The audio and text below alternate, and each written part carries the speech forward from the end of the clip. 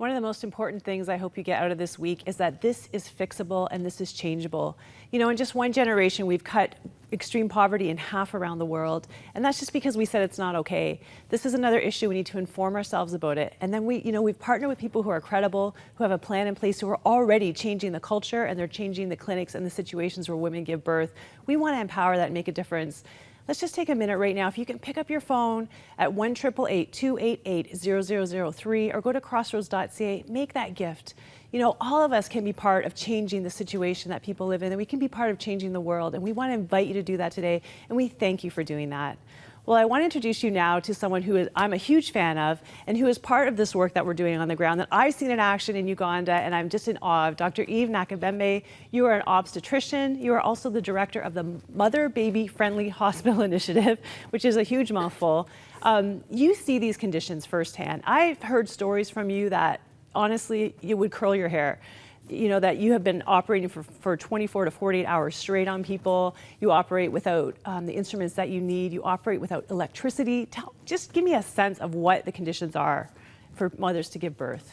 Well, thank you very much for having me, and really thank you so much for the opportunity for us to share our story and also to bring the story of so many mothers and babies and health workers in the part of the world where I come from. Many times, yes, we have these moms, they come to us and we are there, we're actually there and we are skilled, you know. We have the skill, but we don't have the tools. Many times you find yourself with many mothers and what is killing them? Bleeding. You know how to stop the bleeding, you know what drug to give, you know how to give it, you know how to perform a life-saving procedure, but you simply don't have the tools. So we find ourselves stuck in this, and it's beyond us being stuck. It's you looking at this mother and her family and her children.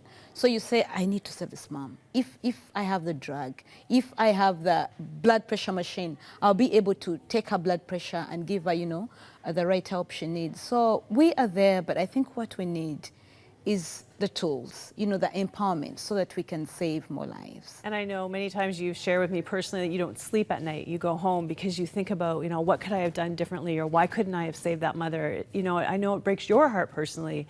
And you are definitely a warrior and a hero in the fight against maternal health. And you've actually been recognized just recently. We talked yesterday, Dr. Eve, who started Save the Mothers, who you work with, she won the Order of Canada, and you won the equivalent, I guess we could call it the Order of Uganda, but it's called the Golden Jubilee Award from President Museveni. Now, what did you win that for?